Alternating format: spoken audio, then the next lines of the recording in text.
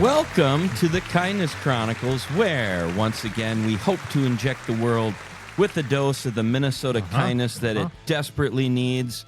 I think we're traveling to Wisconsin today, so, that's going to be an interesting adventure for us. Very virtually, yes. Virtually to Wisconsin, but Steve Brown is here in the studio. Hi. We got Jeff back there above everyone. us, sitting above us, Hovering as he should. With his knowledge and technology. KG is traveling, so Yep. good for KG.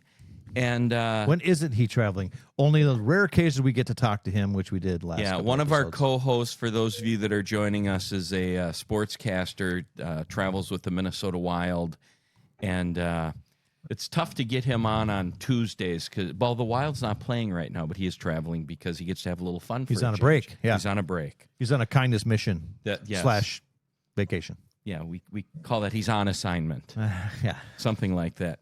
Jeff, why don't you introduce our guest? All right. We got a whole bunch of good people here. We have a big crew online joining us virtually from all points of the U.S. Today on the Kindness Chronicles, we explore what happens when a simple idea from a group of young people inspire a support system of others to help create meaningful change.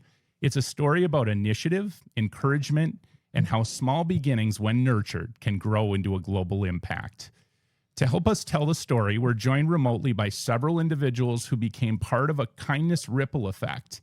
So John and Steve, my former employer, Salesforce, as you know, they have a great philanthropic foundation. Mark Benioff started the organization in 1999 and created with it Salesforce Foundation, where he put in place something called the 1-1-1 model, where he gave back 1% of his employees' time, donated 1% of their product and technology, and 1% of their profits. And you can imagine, as they've grown over the years and they're 70,000 plus strong, that's a lot of volunteer hours that they can donate. So a big part of it was paid volunteer time. So each employee can actually volunteer for 7 days a week and get paid for it. To begin this episode, I'm pleased to introduce a friend and former colleague of mine, John Newstetter, who, as a part of his volunteer time off last year, traveled to Malawi, Africa.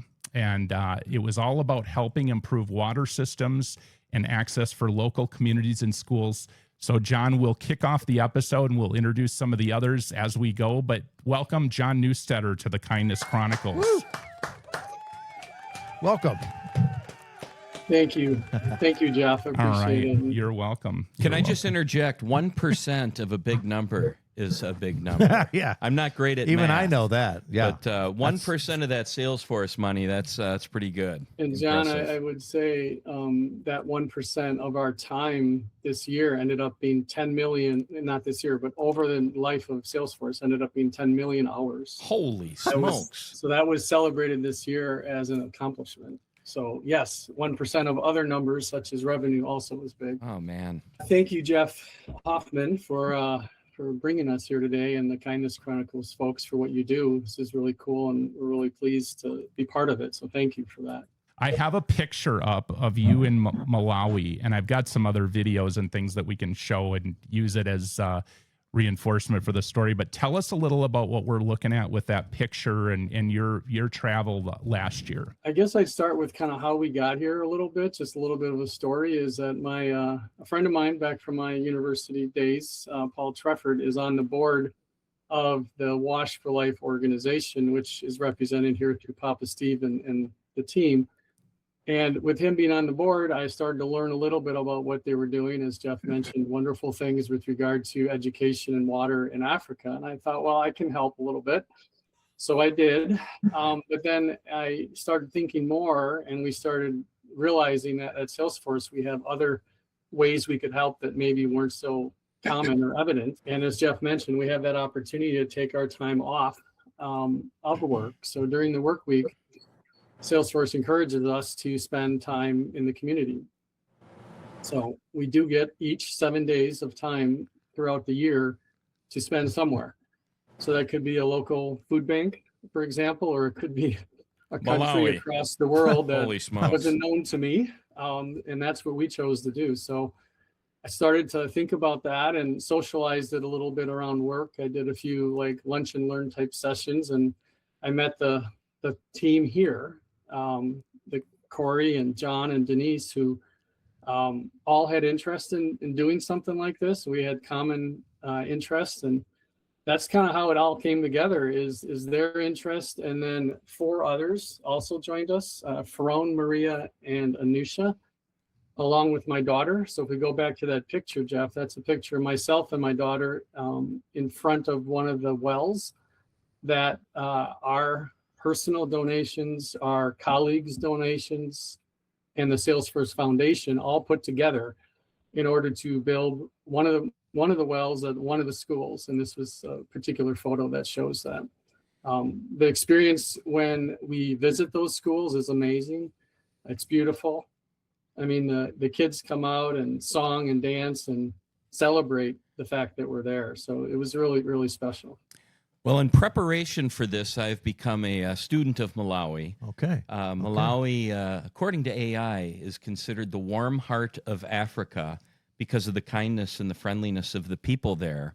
And what I was blown away with was the economics of Malawi. Malawi is in the bottom 10 for GDP in the world. Wow. So imagine the average GDP per capita is about $600. In the United States is $85,500. So that just tells you a little bit about the poverty. And even with the poverty, the fact that they're referred to as the warm heart of Africa just tells you everything you can say. And every video that I've seen, people are just so joyful. It's just what a wonderful opportunity for you all. Going back to, this started with a Girl Scout initiative. Can we go to that yet, Jeff? That would be great. And so Shannon and Bridget and Charlotte are here. Steve will chime in, I think, kind of on the tail end, because I think he really helped them scale. But I'd love to just hear the mom and daughter's perspective of how this all got started. Well, I'm the mom. I'm Shannon. Hi, Mom. And my best friend and I started out as scout leaders for a group of girls who just wanted to raise money for water in Africa before they had even met a person from Africa. And that was my older daughter, Bridget, in red.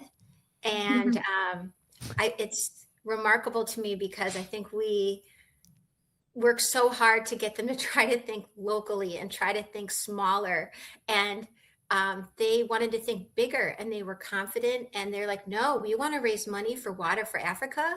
And we want to do big things. How do you corporate call? Like, they ask these crazy questions. So just to be clear, these are sixth graders when this started?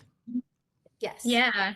So and hi, I'm Bridget. Thank you so much for having me on the call Bridget. today. Hi, Bridget. So excited to be here.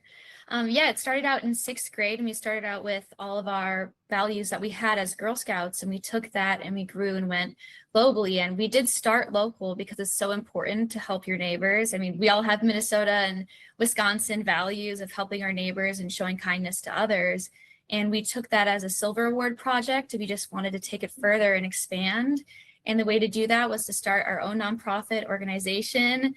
And luckily, we were 11, 12 years old, so we didn't know how to do that on our own at first. So we had the guidance of my mom and her best friend to really inspire us and not put a limit onto what we could achieve. And that was really the whole basis of us starting to fundraise money for water in Africa, because we wanted to help out other girls our age accomplish anything their hearts desire.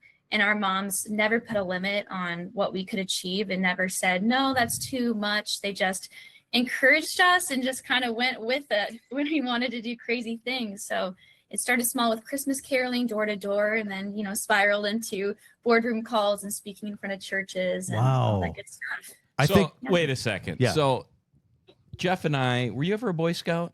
A Cub Scout, yeah. So back when it was time to do our Eagle project, most of the guys that I was working with were making like a park bench. I made bleachers in the. You made bleachers, yeah, and they're saving children in Africa. Yeah, so girl power seems to be amazing. Alive and well. So I just want to say one thing: if my children in 6th grade came to me and said, "I'm looking to start a nonprofit," I'd be like, "What are you talking about?" I honestly would take that as a crazy challenge. I don't know if I would know how to go about it. So. It's smart for you girls to start that and generate that kind of excitement. Obviously, it must have fed over to your parents and obviously it made something happen. That's So cool. They actually created their own organization called Girls Reaching Out. But you had to scale this. I think your dad and grandpa, respectively, had some experience in that world and began putting in some 501c3 expertise, if I'm not mistaken, to help you scale, right? Yeah, so we obviously grew over the past few years, but our first 3 years we were door-to-door Christmas caroling, and it started out very small. And originally we didn't establish our organization until later on, and we didn't find Malawi until we connected with some Lakeland University students that my Papa Steve introduced us to.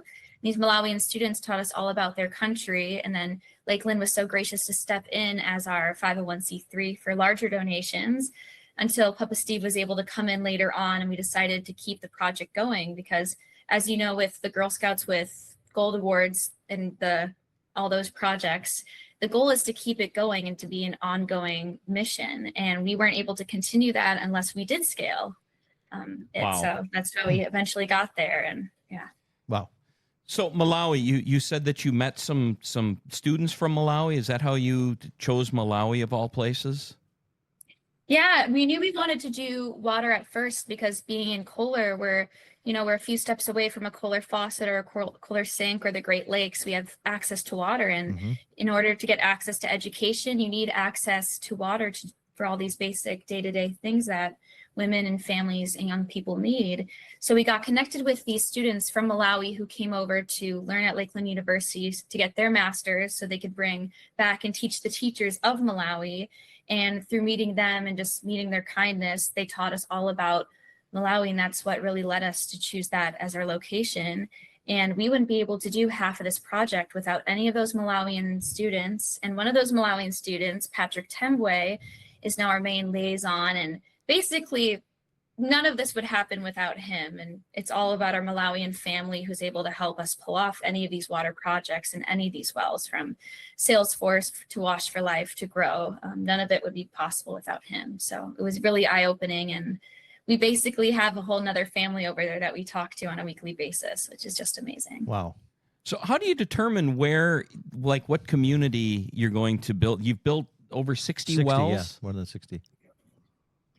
Yeah, throughout the multiple organizations, we've done about 62 wells now. Charlotte, do you want to talk a little bit about how we pick different locations and how your group's been doing it?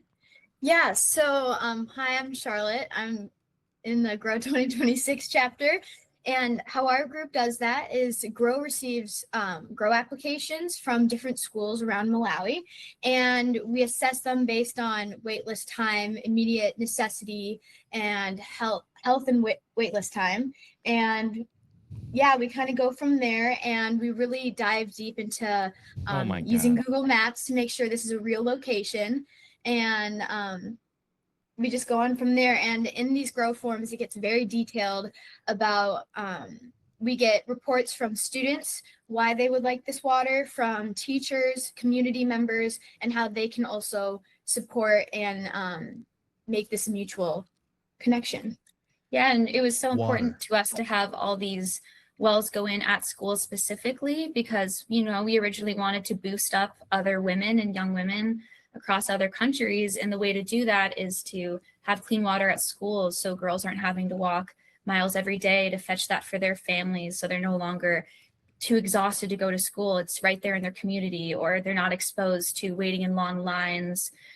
Sometimes a lot of these communities where we have wells at these different schools, there's only one well serving thousands of people. Wow. In surrounding villages, multiple villages will come, and it can be hours longs of lines, and that can be unsafe for a number of reasons besides the dirty water. And so we're able to get these girls to stay in schools, and having water at schools directly has opened up, especially at the Boma School, for example. That was our first time we were able to really see some of these meal programs be able to continue at school because they had the water to help make food or have water on site, so teachers are willing to stay at school. And so it's really impacted so many different things, which is really why it led us to choose school locations directly, and why that's a part of the Wash for Life 501c3. We really wanted to keep it about the education and uplifting people to do that and get their education that they deserve. On the topic of boosting other young women and lifting them up, we're watching some B-roll right now, and you basically are Taylor Swift out there, the way they're chasing the bus and they're all very glad hugging to you. see It's you. super cute. But it almost looks like your local celebrities there. Yeah. I have a question. Charlotte and Bridget, are you still both students? Yes, I'm currently a senior at Kohler. At Kohler High School? Yeah. Okay. And your sister? I graduated college a few years ago, so I'm now in the workforce, but I still continue to be a part of this project because it's just filled me with so much joy. I love volunteering and giving to others, but I think I've received more out of doing this project than I've even given. Where did you go to school? Joy. What I attended the Boston Conservatory at Berklee College of Music. I got my Bachelor of Fine Arts there, so I'm an actor, but I also work in media and sales and advertising. Well, clearly you have a poise that just blows me away. Both of them. I mean, Thank talk you. about a couple of CEOs in the making. Yes. So you're an actor? What kind of do you do musicals? I know that this isn't on topic, but I want to get to know these smart girls or women. Thank you. Young Yes, women. I do musicals and TV and film and theater, but I really got my speaking skills not from acting. I probably only went into acting because of my mom and my papa Steve. With all their sales and business experience and public speaking, they, taught me through growing, just watching them growing up rule the world and be kind to other people's is really what gave us these dispositions and able to do things like this podcast. I'm sure it got refined a little bit in acting school, but really everything I've learned is from those two. Well, I'm going to have this, make sure that my children listen to this Me too. podcast so they can feel real bad about themselves. What's your problem? So much for the Kindness Chronicles. One of the fun stories I heard from John was how Papa Steve on the trips would put him on the spot, and then they'd have to get up in front of a large group of people and tell a Nice. story and things like that. So that's all part of the process, I'm sure. But go ahead, Steve. Do I still have to apologize to you guys for that? I thought you guys just love volunteering, and I wanted to make sure every one of you got a chance to do so, and you did. We've got chicken slayers out there. We've got tomato pickers. We got just literally everything. But everybody has been so helpful and so cooperative. It's actually an extra pleasure for me to see all of you. Denise, Corey, and John. I feel like it's family, and it's so nice to see you guys again. We had so much. It's so much of a personal thing to go on this trip and share this wonderful. You get to know these people and get to know their hearts, and it certainly is displayed on this. So, yeah. Papa Steve, what business are you in? Water. You're He's in the business of water water. business. Okay. I'm in the water business. I'm retired. I don't have anything to do, so I shouldn't think about water pretty much. You weren't in the water business before you retired, though. No, I was in the real estate business. Oh, okay. So do you want to give a little quick commercial about Wash for Life? Just quickly, we originally started out with Lakeland University with their 501c3. And then after the students left, their plans changed a bit. So we went with a local church and finally decided it would be just best off if we had our own. And going against everybody's advice that we shouldn't, of course, we did. And so now we have Wash for Life, Inc. And we're glad that we do that. And we want to make sure that anyone that wants a deductible donation can have that happen. So that's what it is. We'll make sure we share that website at the end on the screen. But should we segue into some of the volunteer stories? Denise, how are you? Can you see us and hear us okay? Yes. Hello, everybody. I'm doing well. I'm Denise Francis, located in Atlanta, Georgia. So happy to be here today to talk a little bit about what we did with Wash for Life. Hi, That's Denise. awesome. Welcome. Yeah. Thank let me you. let me give you a little Oh, there you go. There we go. Kindness Chronicles welcome. All right. Ever since Key and Peele, have you gotten upset with people calling you D Nice? Oh my gosh. It Sorry, I had to actually go has there. been the joke of my entire life. So unfortunately, I've heard those jokes before. Okay, it's- it was popularized by the TV show. That's where I am most comfortable, is in that cliche space. Yeah. D Nice, I'm not mad at. I've heard D Rock, all kinds of D-Rock, things. yeah. So, yep. Well, So- Denise has Yeah. quite a bit of a background volunteering, but got involved in this and had a great story about an orphanage and just some of the funny things that happen when you're out there and expected to maybe perform with them, because there's often performances that happen on these volunteer trips. So I'll let Denise share that story. Yeah, so I'll just start with talking about, actually, this was my first time going out to Malawi for a volunteer project like this. I had done one with Build On with Salesforce before, right before the pandemic. And I think it's very serendipitous that there was another trip to Malawi to go to with WASH, because it's something that I always wanted to go back for. And so when I saw the trip, I was like, okay, definitely have to do this. I grabbed my friend John. I was like, we're going. And it was such a great experience. But one of the stories that I like to talk about is, once we arrived to Malawi, what it was like going from the planning process of what are we going to do when we get there? How are we going to donate? All of these things, to actually opening our eyes and being in Africa and joining each other in a room to pull together all the donations that we had been collecting over months and months and months, and figuring out what we were going to do from day to day. I think, this being such a new operation for not only Salesforce, but our collaboration with WASH, there was a lot that we had to learn as we went. And one of those was just thinking about what we were going to do daily at the farm, at the orphanage, at the schools. And it was nice to see us all come together to shift and plan in the moment. And so after we arrived in Malawi and we got all of our donations together and we sat out in the courtyard at the hotel to figure out what our days were going to look like, it was time to put our feet on the ground and finally meet all of these people that we were ready to give back to for all of these months and weeks of planning. And so after we spent some time on the farm with Patrick and his family, we could see from afar all of the children from the orphanage kind of watching us, anticipating the fact that we were getting ready to come over and meet them for the first time. And so when it was time to move over to the orphanage, we walked over and we could slightly hear the singing, beautiful, beautiful singing. These children were just harmonizing beautifully together, almost like a nature's own choir. Wow. And as we approached the orphanage, and it's funny because I don't think that we were even expecting to have the feelings that we felt in walking up to the singing and being greeted this way. Started to see a lot of the volunteers with tears in their eyes, and it was just such a warm welcome. And they brought us into this room and they are singing beautiful songs, beautiful melodies together. But then the funny thing that happened was, once the singing was over, they were like, okay, now your turn. Uh-oh. And we were like, oh no, like we don't have anything prepared. What are we gonna do? And so the same sort of thing kind of happened when I was in Malawi before. So I'm like, okay, everybody prepare yourself for row your boat. We're gonna sing this round, you're gonna sing this round, and There we're you gonna go. sing row your boat rounds. And it was just amazing. There was a lot of impromptu dancing.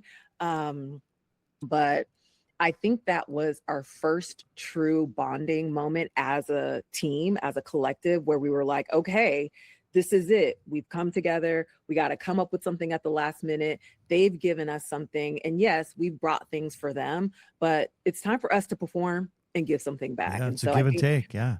yeah, row your boat, all the games, everything that we were able to give back to the kids at the orphanage at the time. Super memorable moment. Yeah, And I will you're never going to forget that, right? never going to People forget from it. around the world sang to you when you approached them. That's Yes. amazing. What And a testament honestly, to I what you're will doing. never forget how much more their singing meant to us than whatever we could have given them ever. Oh, wow. Yeah. I have two quick questions. Do they speak English in Malawi? So some people do, a lot of people don't, but I think everybody speaks the language of being warm and loving Sure. and kind. And I really think that the language barrier doesn't really matter when it comes to the end of the day, because you're going to find ways to communicate no matter what. And I think just being there with each other and showing that we were there to give, and even that they were there to give back, it really didn't matter that we couldn't communicate in the ways that we would have loved to. Yeah, just the videos, it just seems like unbridled joy, just everywhere you look. And as it relates to the orphanages, is it true that the HIV/AIDS scourge is really pretty dominant in Malawi? Yeah, I would say in Malawi, Africa itself, right? That's one of the things that makes it different for us as volunteers. So, of course, when we think about giving back locally, we're like, oh, we want to do things for people in the United States, or we should be doing things locally. But I really think that it truly matters to have a balance between the two. Yes, we can do things for our local communities, but we haven't had something like HIV and AIDS hit us as hard as it has for them. And that just goes along with how much water they need, how much care they need, how many donations they actually need in order to do things like eat, live, learn, make a better life for Pretty themselves. basic, yeah. So, yeah, their definition of basic needs is very different than our definition of basic needs. Yeah, and I think we do a really good job, especially at Salesforce, with basic needs, with the people who are surrounding us. But again, there's tons of love to spread. There's tons of donations to spread, tons of everything to spread. And so it creates a great balance to be able to do both. That's wonderful. Well, I'll include some of the great pictures everybody shared. And speaking of pictures, I know Corey, who's on with us, has a story about driving through Malawi and just getting real close to the culture. I'll let her take it away here. Yeah. Hey, by the way, welcome. And here's a little applause. Hi, Corey. Woo, welcome. Where are we talking to you from? Hi, everyone. I'm Corey Hansen. I also work for Salesforce, and I am currently in San Francisco Bay Area. Welcome. A little island called Alameda, which I love so much. It's on the East Bay side. I have to say this was my very first trip to Malawi, and I have to say it was an experience unlike anything I don't think I was ready for. I still carry it with me. I have on my shirt that I bought from Malawi. Love it. Every day it's something for me. I have a lot of different stories about connection, and I think that was the big thing for me. And the story that I wanted to share was it's a shift from the connection that we made with all of the beautiful children and people that we met like at the schools. This was something, it's a funny story that happened, but it was completely just off the beaten path, if you will. So the story is, there was a day of travel that we had planned to travel from the long way to Kachawi, and that was an estimated 6-hour trip. And to prep for this trip, people told us, we had to, pack snacks, food, water, and also, room wipes and things like that, because there might be a need to go to the bathroom, and it's not like the States where you can stop at gas Quick Trip? stations. Yeah, we're not stopping at the Quick Trip. Yeah, I feel like Salesforce John was like, let's stop at at a gas station somewhere for the bathrooms. And it just wasn't happening. It's just different, right? So we were driving along, and we're after a few hours of drinking water, which we were supposed to do, and snacking. Naturally, me, had to use the restroom. And so our driver's name just so happened to be John as well. So I'm communicating with the two Johns in the van, and I'm like, I need a bathroom stop. I was totally prepared to go to the restroom. I was ready to do it wherever I needed to go. And the driver just kept telling me no, just wait for a few more miles or whatever. And I was just like, okay, how much longer do I have to wait? How much longer do I have to wait? And then it turns out that we finally ended up turning off the road because something was happening with the van at some point. We didn't know what was going on, but we were thinking the driver was pulling over to check what's going on with the van. And it turns out that we pull up to this building, and the driver turns around and he says, if you want to use the restroom now, you can go ahead and do that. And everybody in the van is like looking around. I'm like, I'm ready to go. Like, wherever I gotta go, I'm going. I'm gonna trust the driver. And like a lot of people were on the van, like, well, I don't know. Like, Corey, you go do it. We'll see if you make it back safe, kind of situation. And it turned out that the driver ended up escorting myself and another woman that was on the van with me, who also works at Salesforce, and John came with us to like down this pathway into this space that just so happened to be his family home. Oh, wow. And Wow. so he kept driving because he knew he was, you know, however close he was to his home. So not being prepared for this, we walk in and it's just like this beautiful place with like beautiful flowers, and like he introduces us to like his mother who lives there. This is the driver. The driver's house? Driver. Wow. Yes. Isn't that amazing? Yeah. And it was just like this moment of like, oh my God, like he doesn't really know. I mean, he spent a couple of days with us, but like just to open up his heart, you know, and allow us to like meet his family, not only just use the restroom, but like meet his family and just be a part of that. It was, his sister was there. His brother was there. There was a baby. I feel like that was belonged to his brother. It was like all of the family lived in this beautiful kind of courtyard space with like beautiful flower. And it was kind of off of the road and just a really warm and inviting, Wow. you know, environment. It was nice. And then, so we went and used the restroom. We came out and his mother had a basin and like with like a vase and a basin so that we could like wash our hands. The water was like warm coming out of like this basin in the middle of just like, we didn't even know where we were. And then they just like, we sat down and we talked for a while. They wanted to take photos with us, which we did. Were the people I in the connected van with just the waiting mother. for you, or did the van people also get invited into the So that's a funny question. So after we spent all this time in the back, and then we returned to the van, which was now being worked on by, I guess, another family member. But like there was an auto repair, like whatever building we stopped in front of, that's where it was like the van was being repaired. Pit stop. Everybody in the van like saw us come back in like one piece. So like everybody's like, oh, okay, now I gotta go to the restroom as well. So it was an experience. I still keep in touch with the sister. Her name is Grace.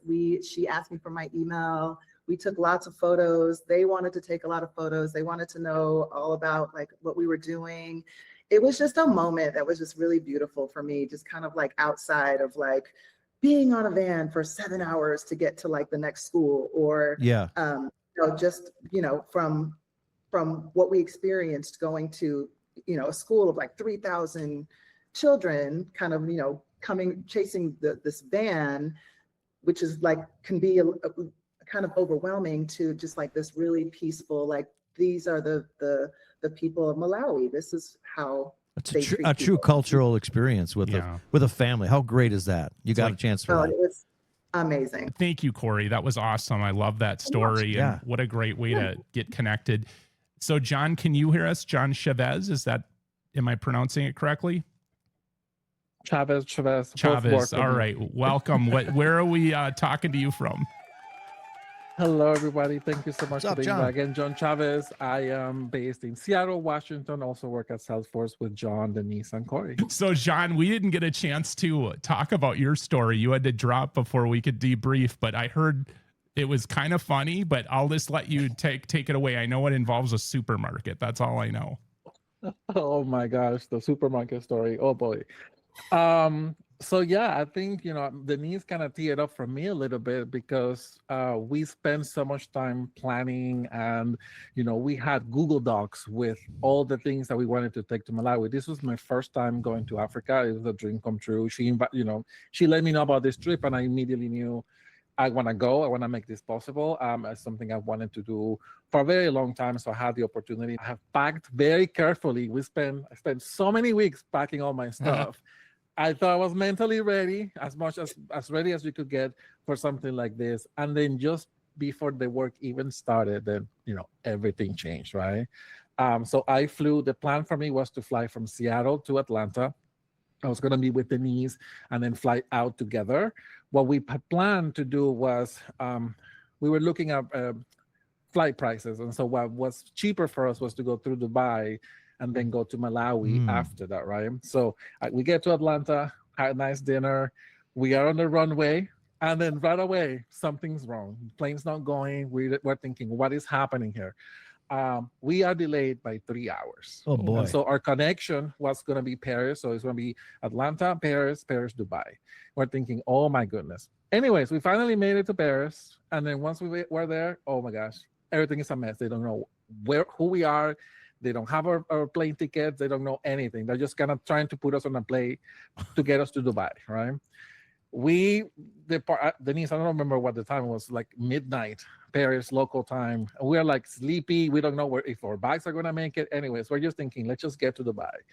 We get there and they don't have our bags. They're lost. Oh, boy. Nobody can find them. They don't know anything about them. We changed airlines because we were flying through Delta, and they changed us to Emirates. And so Emirates doesn't know anything. Delta doesn't know anything.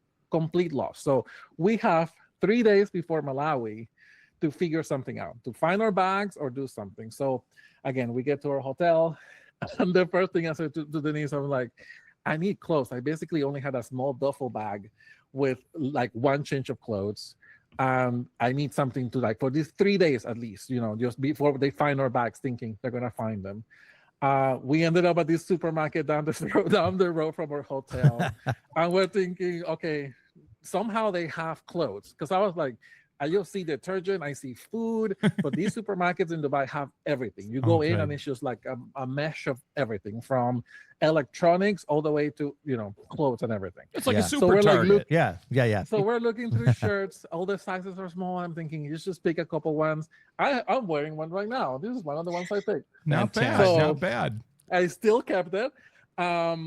Bought a couple shirts, I'm thinking this is going to be good for 3 days. I was picturing like really bright yellow or orange, like the touristy smock shirts thing that you get in Africa, Oh, yeah. Luckily, they lean on the greens and blues and some of the grays. There were some like Dubai shirts. If you look at the slide that I shared with the team, some of them say Dubai, which I wasn't planning to represent Dubai in Malawi, but there we were. So then again, time to come to Malawi comes in. They still don't have our bags. We are at the airport at midnight. Basically 2 hours before our flight departs. They still don't have our bags. Thankfully, they found Denise. So Denise was like in high head. She was happy. She was dead tired, but she was like, oh my God, I have my bags, thankfully. Me, I'm thinking, well, I just have my duffel bag. I guess this is what we're carrying to Malawi. That's it, right? So yeah, that's kind of how that went. So wait a second. You never got your bag? Well, so after I did. Okay. After the Thank trip. Goodness. Yeah. After the trip, I was able to.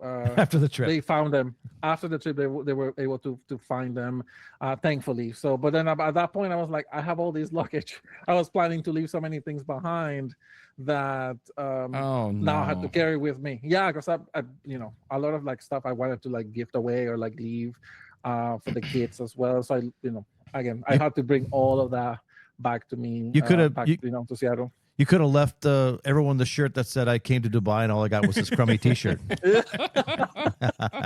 I should have. I know. But yeah, no, that was the the biggest lesson. It's just I think what I learned, what I took away from that whole experience was resilience is something that you can prepare for in advance. It's something you can have to choose in the moment. So I adapted, and I think landing in Dubai, in Malawi, seeing the children, kind of like the people that we met, seeing their strength, their generosity, their joy. It was kind of like, it was that moment of like perspective change. Yeah. Where everything became about Malawi, not myself. And, what felt like a problem basically became kind of a lesson in perspective at that point. And it didn't become an issue. Like I was able still to enjoy the moment, really connect with the folks, complete the mission as well, volunteer. It isn't about what you bring with you. It was more about, what you're willing to become once everything familiar is gone. And that was the experience I had. It's just everything was gone. I just had to adapt and still complete the mission. Well, and the gifts that you brought back, I mean, the gift of learning that you could survive a situation like that. When I listen to this story, all of these stories, the courage that it must take to just decide I'm going to do this from, these 6th grade Girl Scouts Yeah. to these Salesforce executives, you know, what you all have in common is just a courage and a desire to help people. And it's just, this is exactly what our podcast is about. And kudos to you, Jeff, for putting this thing together. I mean, what a beautiful story. And, you know, it is Wisconsin. And, you know, we don't like the Packers here, but and we're kind of, we don't care for the Seahawks either these days because you took our quarterback. But anyway, we're not going to get into that. Yeah, as I'm sitting here, Atlanta has one of our quarterbacks. Seattle has the other quarterback. You know, Darnold. Okay, I'm going sports. Right, Sorry, right, Steve's looking at me with. I'm glossing okay, over. I'm sorry. I'm losing. I know it. Jeff has probably some more introductions to do, but I just want to say this.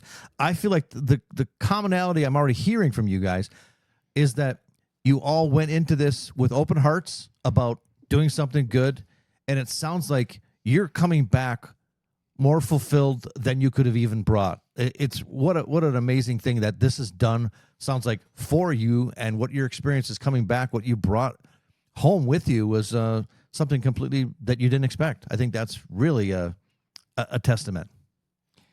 I do see on our little storyboard here, this is what I was most excited about. There's something on here. It says live chicken as a gift. Can somebody speak to what that's all about? I'll speak to that a little bit. So just as we spoke about when we visited the schools, they all wanted to give us something of song and dance, and you know that was expected to some level.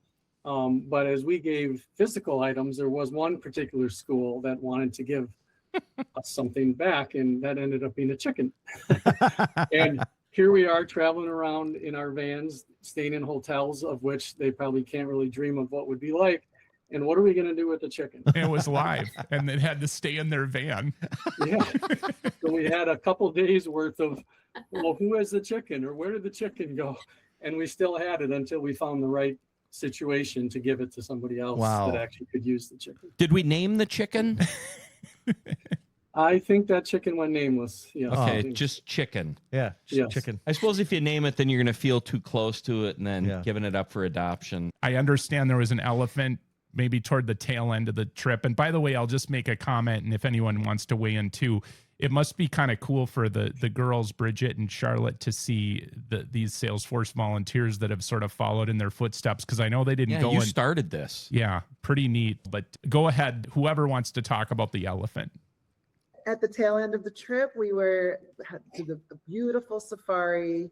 When we first arrived, they were telling us stories about an elephant that was kind of like disgruntled, and just like they had, I don't know, however many elephants they had on the safari, but they had one that was like a particular like nuisance. And it was funny because after doing like 3 or 4 different types of like safaris, when we were leaving, we just so happened to run into this particular elephant. I asked specifically, like, is this the one that you guys were talking about? So as we were like trying to drive down the path to leave and exit the whole safari area, there was this humongous elephant that just made his way and planted himself on the driving path right in front of, I think, the van that I was in.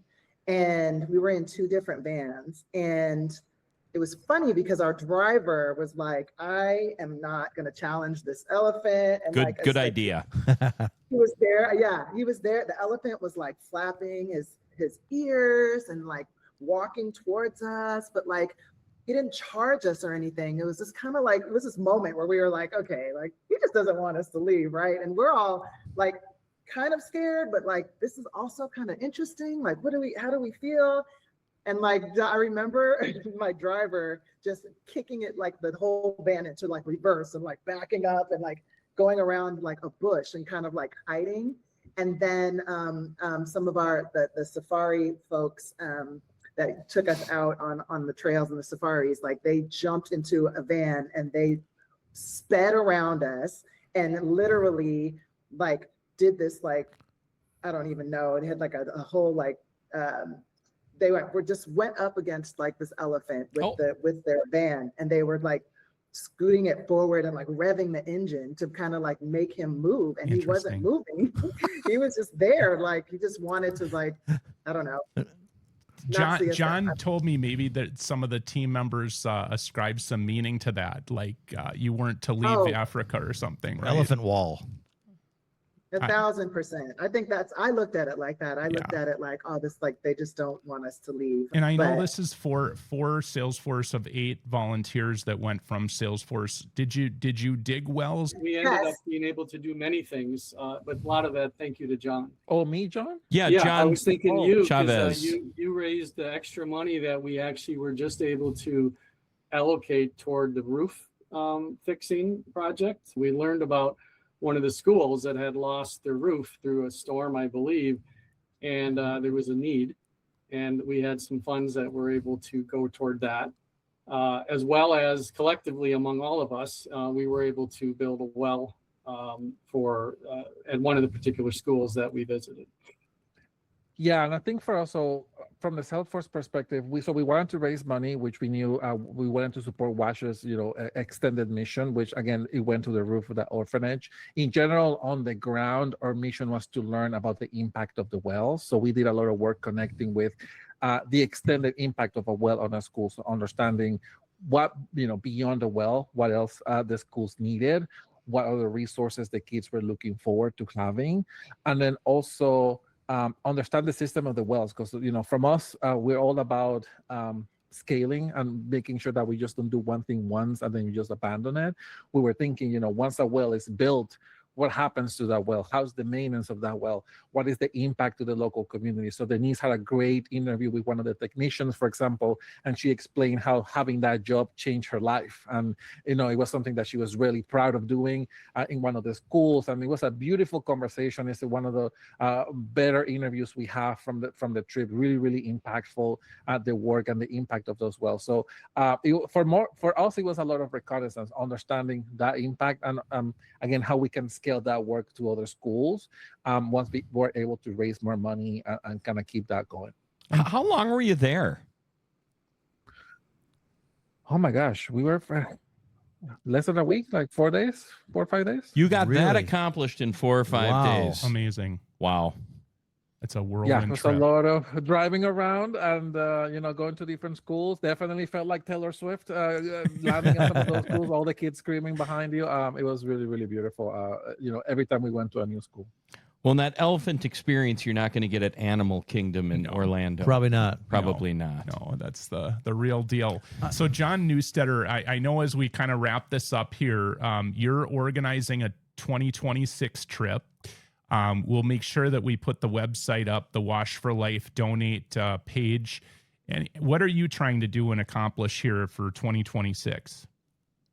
Keep the momentum going. This team really started us off, and we're looking to get another good group to go in May. Have some really good early interest in that, and to spread the word. This group came together pretty much within the States and Canada. I have some great interest internationally now. So I'm hoping to have folks come from different places and really just broaden the story so more people can participate and benefit.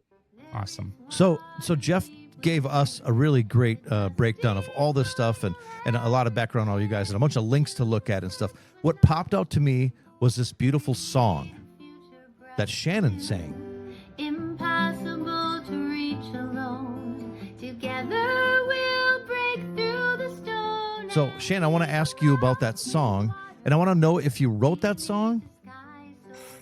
I did write that song as a challenge from my dad. He told me a week before his birthday that what he wanted was a song, and he said it should be called The Well Within. And I said, no, I'm not going to do that. But somehow the song just happened pretty quickly. Shannon, it's beautiful. It's I love the imagery of it, but also the melody is beautiful. Fantastic job with that. And I think what a testament to all this. They're giving everything they can to this, including their talents with music. It's awesome. Just so you all know, Steve is he's our musician, professional musician, and he connects with music. Pretend to be. Yes, no, I love it, and that popped out to me, and I thought, wow, what a beautiful song. It's a beautiful song. I just want to say, when we all went to Africa to see the warm heart of Africa, I think they saw the warm heart of all of us that went there. And I can see you before that. So I say to all of you, Zikamo, which means thank you. And it's so blessed to see all of you guys. So thank you. And thank you from Kindness Chronicles, too, for including us. We really appreciate that. Wonderful. And by the way, Shannon volunteered to do the song. I didn't have anything to do with it. Shannon, would you like to just sing it live? There you go. Well, thank you very much.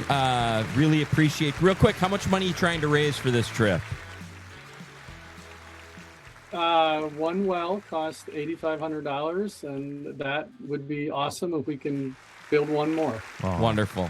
All right. You Well, can get it thank done. you. Thanks, everyone. And with that, from the Congratulations. Kindness Chronicles, congratulations, and off we go. Thanks, Good luck. everybody.